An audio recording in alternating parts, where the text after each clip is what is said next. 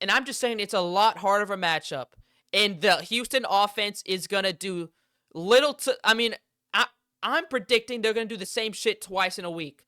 And I'm just saying, let's use our heads. How likely is it? How lucky would the Texans have to be to get 2 defensive touchdowns? I just want to say that. How lucky do they have to get? And if you want to win a Super Bowl, I guess it takes a little bit of it takes a lot of luck actually. I guess maybe posted 7 days ago. Do I? Well, let's not go there. Okay. Where do I want? Oh shit. Where do I want to go? Actually, it doesn't matter. Okay, we're just okay. Just act like that didn't happen. Okay, just act like that. Do I know ball or what? Do I know ball or what? I called it. I called it. So technically, by technicality, my bracket is ruined. My bracket is ruined, but it's not my fault. It's the refs' fault, and we're gonna talk about that. I did have Buffalo beating Denver, but everything else was right. Seattle beat the shit out of San Francisco. Like, I'm just gonna make an analogy. Like, allegedly, Stephon Diggs beats the shit out of other human beings. Seattle beat the shit out of them. Rams, that Chicago game. Wow, that Caleb's throw was insane. We'll talk about that later though. But yeah, I had the Rams winning. I had New England beating Houston, as you heard. I'm a ball knower. I said CJ Stroud wasn't gonna do it. I said it. You heard.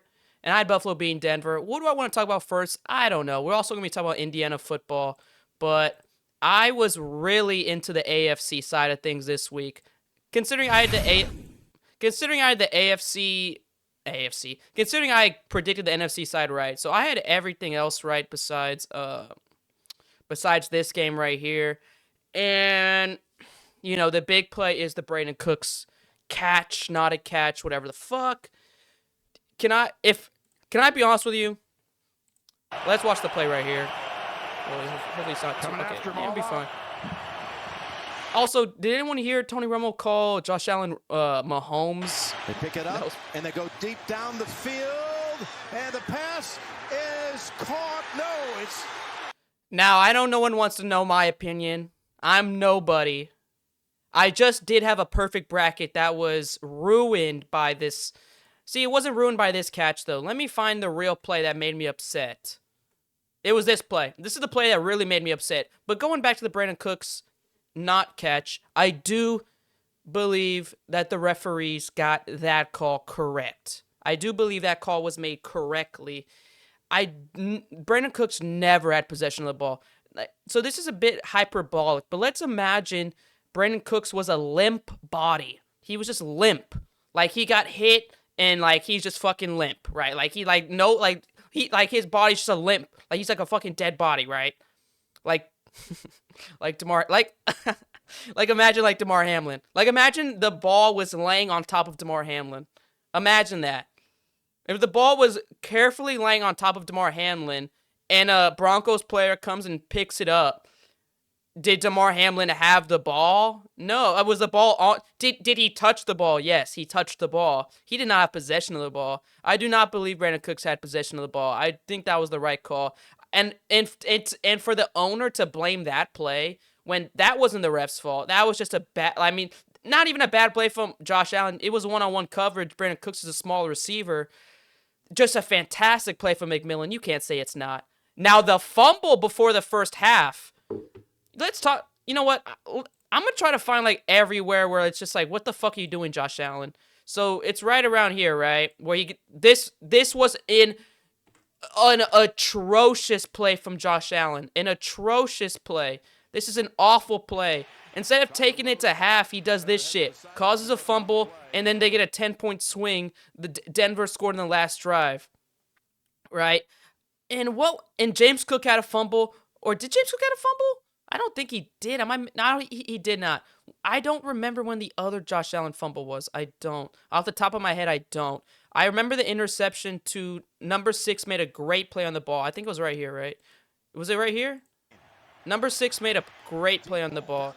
Right, there it is. Number 6 made a great play on the ball. He's thrown into double coverage, but, I mean, he's trying to make a play happen. I don't really agree with that. So, let's cross off an interception. The Brandon Cooks, that was just a freak play. Freak play. You know it's a freak play. But one-on-one coverage to Brandon Cooks, I'm not really doing that, but hey, he did it. So 2 interceptions. One of them wasn't necessarily like, it's ticky-tacky, the Brandon Cooks one. I'm under the assumption the refs made the right call, but the other interception, I think, the one where number 6 got, what's his name? I don't want to keep calling him 6. PJ Locke? I've never heard of that name in my life. Also, I don't really like the Broncos. I think the Broncos are still a fraudulent team after this, but I'll get back into that. So, great play from Locke on the pick. So what really irked my gears, let me find it. What really irks my gears is the fact on the last drive. Okay, so it's after this, right? The game-winning, it's right here. Look at this bullshit. This actually is going to make me upset. I'm actually going to get a little hot. So this is the last play of the, not the last play of the drive, the last drive of the game. This, both teams have had possession. This comes after the crazy Brandon Cooks shit, whatever. Right, whatever. Okay. Look at this pass.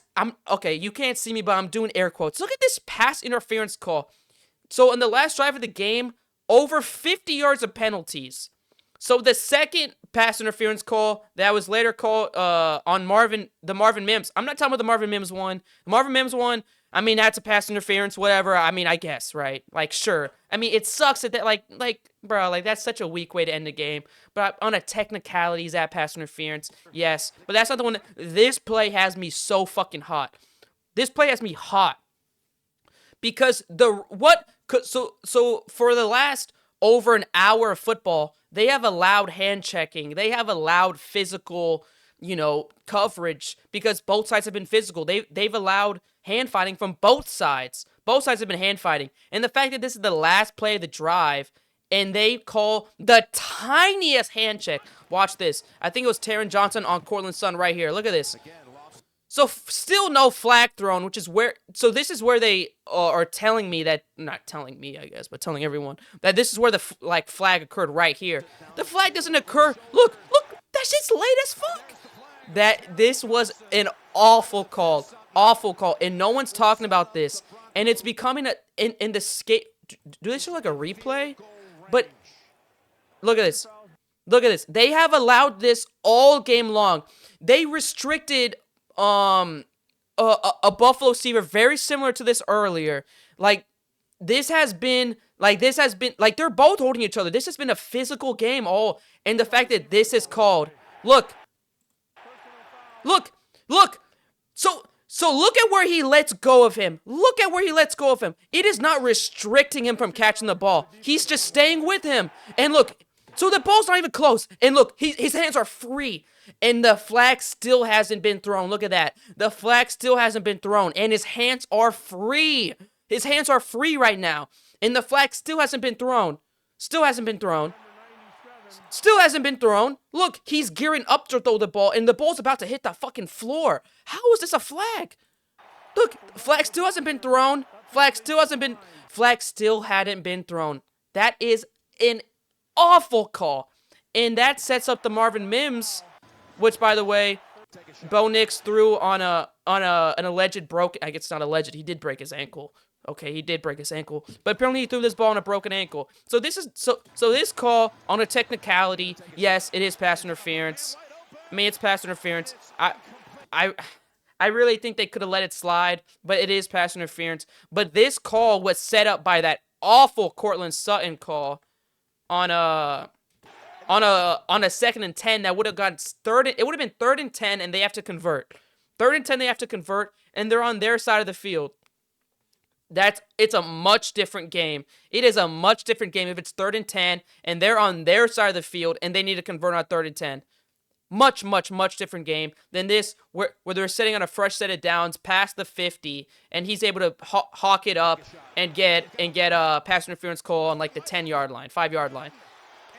And so this, I agree with. I think this was pass interference, and I think the Brandon Cooks catch was called correct. This is an awful call. I cannot tell you how awful of a call this is, considering they have allowed this all game. They have allowed this all fucking game. They've allowed this. They've let this slide all game, and they choose now to call it. There is zero consistency in this refereeing. The refereeing in this game was atrocious. They got two calls right, but this call was awful. And it's just the fact that there's no consistency. And we don't get really a reasoning of what is a catch and what is a catch. Why is this pass interference and this isn't pass interference? Why do you call it here, but you don't call it here? If you're going to call it every single time, or don't call it at all. Don't call it in the most important part of the game where, like, this is clutch moment and you're going to call this. You're making this about you. Let the football teams play physical football and let's see who deserves going to the next round. You like stop trying to butt your way into this shit. Like, and we don't even get to hold them accountable for these awful calls. There were awful calls the entire game, but this one specifically, we don't get to hold them accountable. Look at this. The flag still isn't thrown and his hands are free. I don't know. Did he tuck his arm? I say that. Let me see. I'm sorry. I don't know. Stuff like that was going the whole game, and they weren't calling it. And there's just zero accountability. I think that's the issue. We need to start holding refs accountable. The same way we interview head coaches after the game, why can't we interview a ref after the game, after a controversial call? Say, what did you see? Tell us what you saw. And if it truly is 50-50, then tell us that. Just say it was 50-50, and in the moment, we made this call. I would respect that so much more than letting shit slide the whole entire game and then choosing to call it last second and ruin a season for Buffalo. But more importantly, they ruined my bracket. Awful refereeing ruined my bracket. That's going to be the name of the title of the video. Awful refereeing. I truly believe that was awful refereeing. That was like an Asian accent. But awful refereeing. Truly. Still think the Broncos are frauds, and it's unfortunate that... Wait, but okay, before I say that. And it sucks that... I'll get to that point, I'm sorry. It sucks that Josh Allen had 5 turnovers. It really, really does suck. It sucks. Because people are using that as a scapegoat. As if Josh Allen wasn't still in the game till the last drive. They were in the game till the last fucking drive. So obviously you can't have 5 turnovers and win because he was about to do it, but the refs made an awful call. And so that awful call just takes away the rest of the it actually just makes me upset. Because he was about to win with 5 turnovers. And the Broncos, by the way, won by 3 points off of 5 turnovers. Holy shit, look at that. They had a triple single basically with yardage from the, what the fuck is this, bro? And it sucks that they're not able to expose Bo Nix next game because, bro, they did not play good. The refs were just, I know I sound fucking stupid, but the refs were on their side. 5 turnovers and you only win by 3 points? 5 turnovers and you were down in the fourth quarter? I don't know, man. I'm just saying. Think about it. They had 5 turnovers, and they were 3 points away from winning, and they only lost by 3 super close refereeing calls in overtime. And then they fire Sean McDermott, which is an awful, awful decision. But yeah, I just hate that the scapegoat for the awful refereeing was 5 Josh Allen turnovers. Because yes, Josh Allen had 5 turnovers, and yes, he allowed that field goal at the start of the half. But he tried his dick off. But too many mistakes from Josh Allen. But that wasn't really the reason why they lost. Take away those turnovers, and it probably a Buffalo win by 7. So I guess on a technicality, yes, Josh Allen it didn't help. But obviously it didn't help. But it just sucks that the scapegoating is becoming the Josh Allen 5 turnovers when I think there needs to be an honest discussion by the refereeing. I think there needs to be changes, and I think there needs to be refs being held accountable on every sports. The fact that they're able to, let's say the Vikings Saints call. Could you tell me who the ref of that call was? Who's the one that actually threw that flag or didn't throw the flag? All the refereeing. And let's say the Des Bryant catch, we need to hold let's say when you're introducing a ref, put at the bottom the famous missed call that they missed. We need to know. These referees aren't perfect. They're not. I don't know. I think there needs to be some accountability, and even sometimes where the referee says we were wrong, like the ref, not the NFL, the ref, like hold a press conference and say I was wrong. Like you're not void of criticism either. Like you're not allowed to run away after the game when Josh Allen gets criticized, or like a Dak or a C.J. Stroud or a Dak Prescott gets criticized, but we don't get to criticize the refs. I just think that's backwards. And yeah, I think the Broncos are still fraudulent, man. I don't. I'm not. I'm taking the Patriots to win. They ruined my bracket. I truly like, and Broncos clearly. I mean, it's clear as day. Clear as day.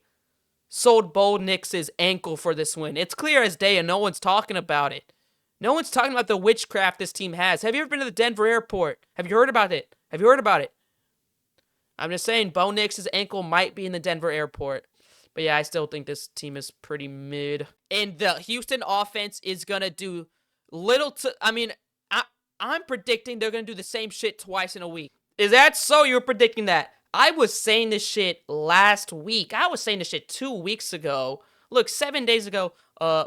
So this was after the Pittsburgh game, and I was not impressed by C.J. Stroud. I was not impressed by C.J. Stroud.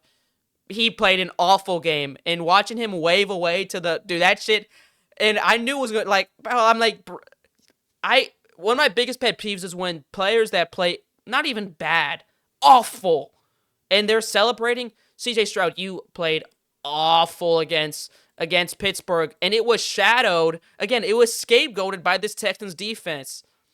Like, there were glaring issues. And I was the only one talking about it. I'm predicting they're going to do the same shit twice in a week. And I'm just saying, let's use our heads. How likely is it? How lucky would the Texans have? And if you want to win a Super Bowl, talking to myself, if we get lucky, right?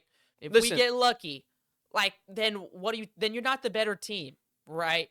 If this guy knows ball, I was saying this shit. I was saying this shit. 6 potential turnovers against Pittsburgh, and then 4 first half interceptions to the Patriots. Also, they had nothing on the ground. I'll talk about it, but I predicted this. I said this was going to happen. The Texans defense is absolutely fantastic. Number 1 defense in the league. I don't know. I mean, the Seahawks are pretty good too, but I just want to say that. But the offense is so bad. And, okay, let's just say with Nico Collins. With Nico Collins, this offense is bad. It's bad. With Nico. It's just bad. You know, Nico Collins is the only player on the offense, besides the offensive line. Let's just skill position player, and then including C.J. Stroud too. There's only one player on this offense that is above average. Like above average at their position, and that's Nico Collins. He's the only player that is above average.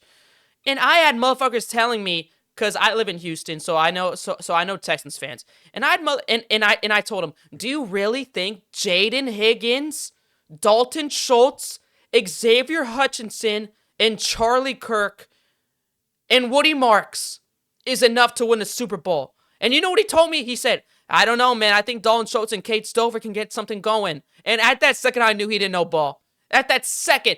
Why are you telling me your backup tight end is going to lead you to a Super Bowl? Like, let's be realistic. You need a solid offense. A solid offense. Stephon Diggs is solid. Kayshon Boutte, underrated. Fantastic catch. Trayvon Henderson and Ramondre, both solid. Ramondre was running down your throat the last possession. All solid players. Like, is Ramondre an elite player? No. But he's solid. None of these players are elite by any means. But they're all solid. And if you want to call Nico Collins elite, fine. I think he's a little bit lower. Like, if tier 1 is elite, then he's tier 2. I really do think that. But everyone else, this is a tier 3, tier 4 team everywhere else on the offense. He had a 28 passer rating, 4 first half interceptions. And I know people are saying they need to move off C.J. Stroud, bro. They're not moving off C.J. Stroud. They're going to pick his 5th-year option, and they're probably going to sign him to a long-term deal. But the thing is, he's not going to be a quarterback that's going to break the bank. He's not going to set the market like Dak Prescott did at $60 million. He's not setting the market. He's going to be like a $30-40 million quarterback where it's like, I guess we're stuck with him. And I remember when he tried to little bro Caleb. Bro, that shit was, oh, man, stay in there, man. Keep doing your thing, man. I believe. And, bro, he's better than you now. He's better than you now. But CJ Stroud has regressed so much since his rookie year. And I remember a couple months ago, it came out like a headline. CJ Stroud called himself old. He said, my body feels old. He's like 24 years old. What do you mean you feel old? Brady was playing in his 40s. And you're 24 saying, I feel old. He's like, oh, I need to get back my speed. Like, he is admitting he got complacent. He definitely got complacent. After his elite rookie season, and he called himself a top 5 quarterback, and I had Texans fans telling me he was better than Dak Prescott. I remember. I have the receipts. I remember. And he clearly got complacent, never got better, and he's just not the type of guy that's going to elevate his weapons. I think last year when he had Nico, Tank Dell, and Stephon Diggs, if he had all 3 of them this year, I think they would have had a better year, or better in the playoffs at least. But he's just not enough. He's not, you need to surround him with some great weapon. You need a running back. I'm sorry, Woody Marks is not it. Woody Marks is not it. He had a 100-yard game against Pittsburgh, but he's not it, dog. 1.2 yards per carry, he's not it. He's not good enough to be a starting running back on a Super Bowl team. He's not good enough. He's not. And it makes me upset that they thought that it was enough. They thought this was enough? How? How did you think this was enough? But the thing is, I've been saying this for weeks. But the only thing anyone talked about was the defense. And I understand they were like on a 10-game win streak. But this was clear as day for me, at least. CJ Stroud is not an elite quarterback, and the people around him are not elite. Woody Marks is not elite. Are you fucking kidding me? Woody Marks and Nick Chubb? And I know Joe Mixon. Joe Mixon wouldn't have done anything. I mean, let's just stop it. He allegedly beats women, whatever. Jaden Higgins was not enough. Xavier Hutchinson, not enough. Dalton Schultz, not enough. Christian Kirk was your wide receiver 1 running into the divisional round. Are you kidding me? What did you think was going to happen? So talking about that. So the weapons are awful. So I want to take a little bit of heat off CJ Stroud. Just a little bit, maybe like a few grams off of CJ Stroud. Because there is nothing. They had nothing going offensively. Nothing on the ground. Your starting running back, Woody Marks, had 1.2 yards per carry. And I just don't understand how everyone had Houston winning when the Patriots are a little bit worse of a defense, but they are maybe 5 times the offense the Texans are, just from the efficiency standpoint. Drake May can play efficiency. I know he had that pick. Drake May can play with efficient. They fucking... How many times was he pressured? He was pressured a lot. Damn, 8 punts. Is there... I guess there's no pressure. Whatever the fuck. I don't give a... They were pressuring him like crazy, though. They really were. They had like 14 strip sacks. It was impressive.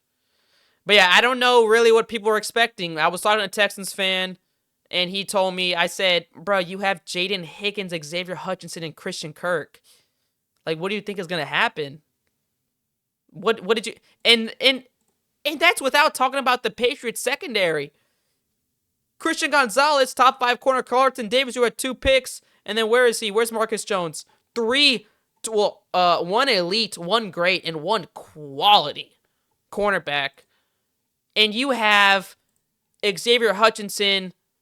Where the fuck am I going? You have Xavier Hutchinson, Dalton Schultz, who was out the game. So let's take Dalton Schultz. And Stover towards ACL, trying to catch a ball from CJ Stroud. Right? So you had Xavier Hutchinson, Jaden Higgins, Harrison Bryant, and Charlie Kirk going against Christian Gonzalez, Carlton Davis, and Marcus Jones in a Mike Vrabel coached team.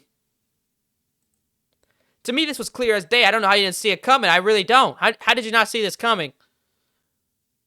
And I said the same thing last week when they scored 6 points in the first half against Pittsburgh.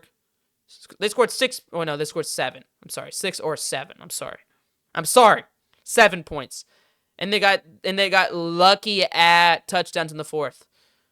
Hey man, I saw this coming. As you can see, I did see this coming. And we're not counting this because of awful refereeing. We're not counting this.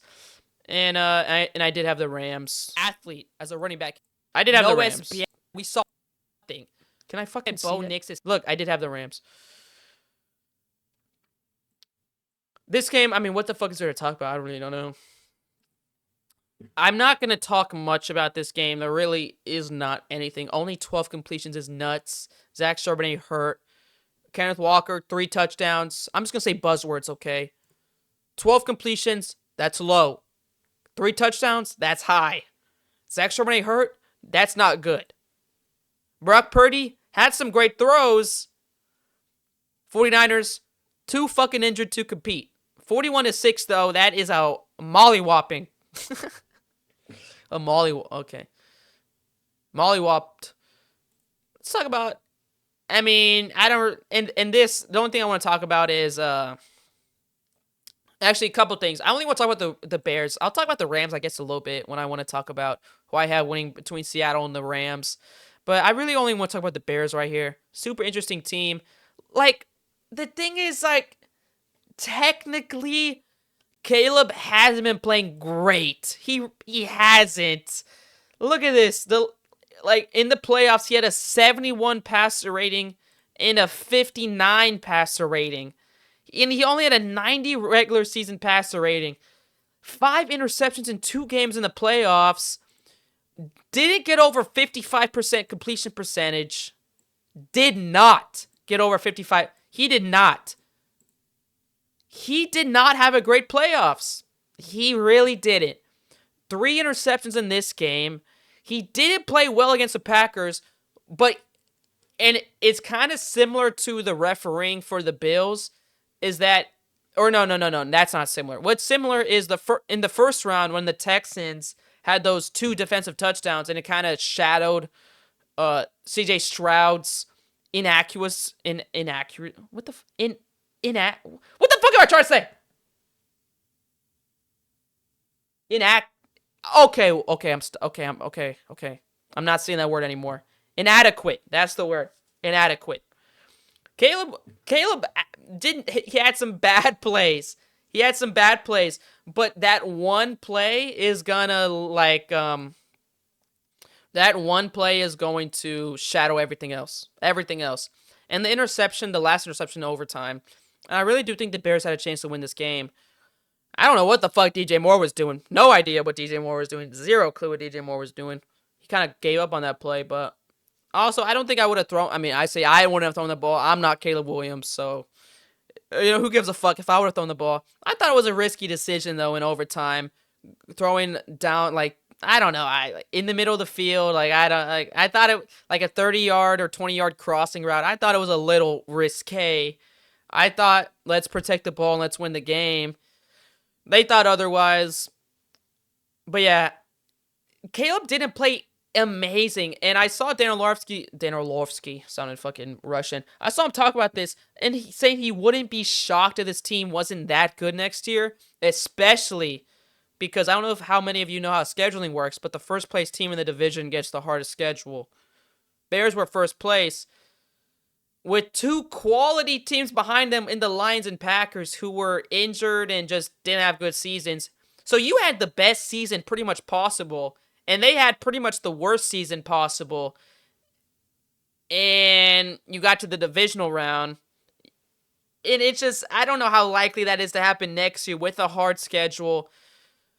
I think they need to answer some questions. It's not likely that this defense is going to get as many sacks or as many turnovers as they did the previous year.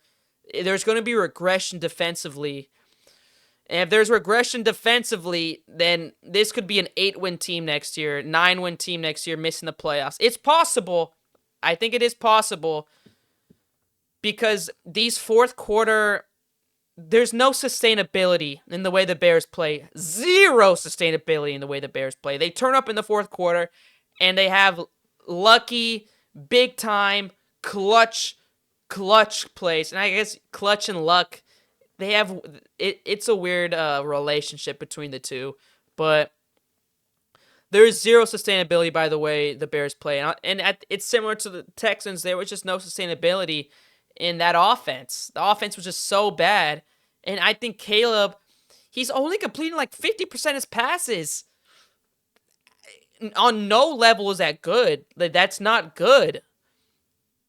If you're trying to win the game, like, it's just not sustainable to bank on these fourth quarter fucking they're not really Hail Marys from Caleb, like, because on paper statistically it was a 14-yard touchdown, that one play, but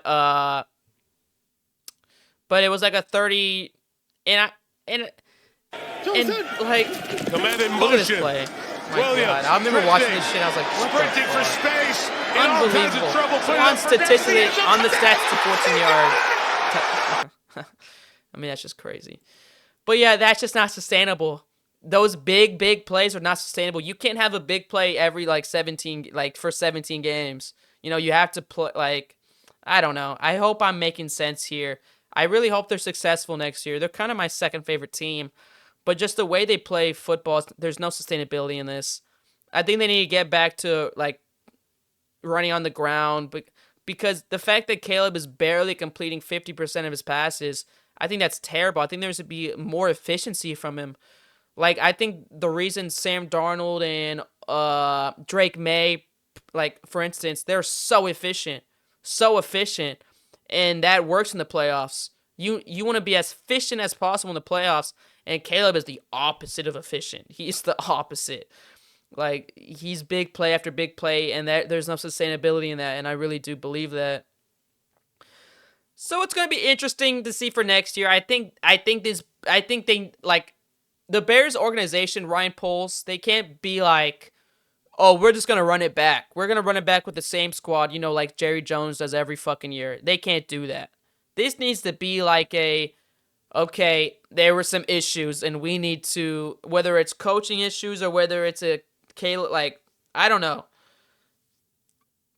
I mean, because there's a lot of offensive weapons on here, but I just didn't like, this offense just wasn't sustainable. It wasn't like, the team itself wasn't sustainable with these big time plays and the defense leading the NFL in takeaways. That's not going to happen very often. So I think they're due for regression next year.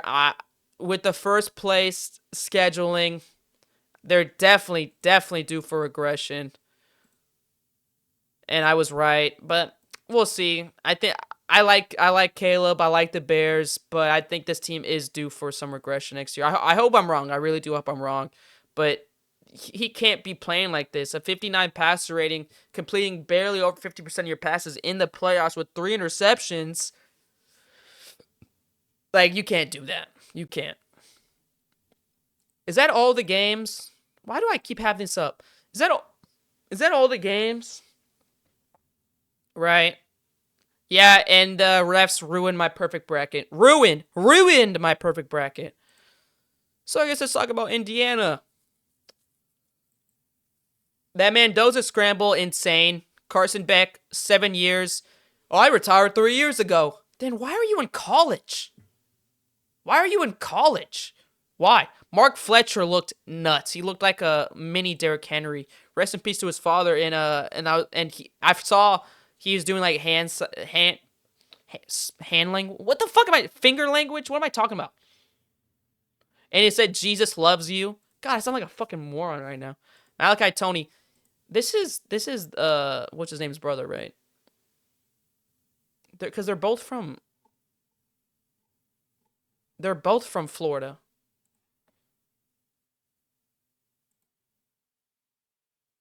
What? Kadarius Toney, little brother. Kadarius Toney is Malachi Tony, brother of.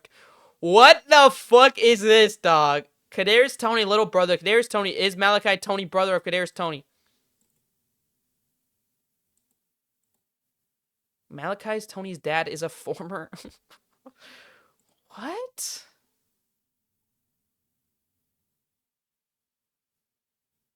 Wait, they're not related? I thought they were related. Bro, get the fuck off my screen.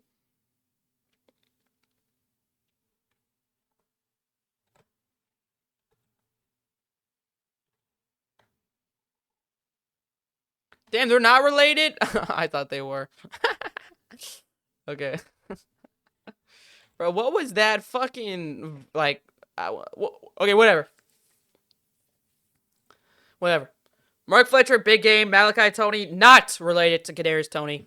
Big games, big games. I really like Mark Fletcher. I really like Mark Fletcher. Caleb Black runs hard.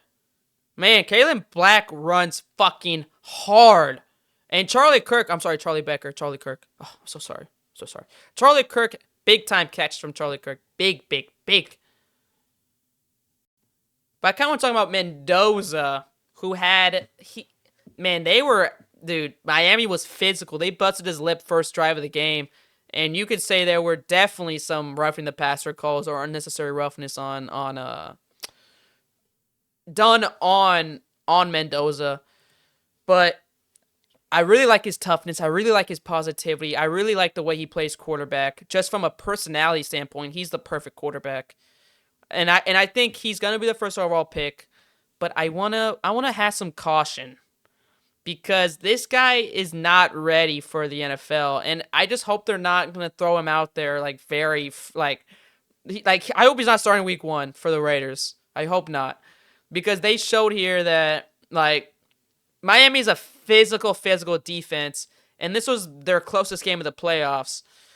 And there's gonna be only better athletes in the NFL, so even more physical of a defense. And your offensive line is definitely going to be worse. Like, from Indiana's offensive line for college football is arguably the best in the nation. And the Raiders' offensive line for the NFL is arguably the worst. So you're going to have a worse offensive line based off, the talent around you. Worse offensive line, a more physical defense. And we saw how, he reacts to a physical defense.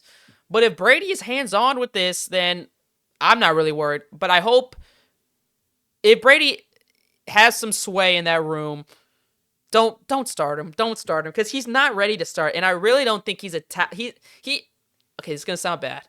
He's not he's the worst number 1 overall pick in I don't know how long. Even though he's a great player, he's not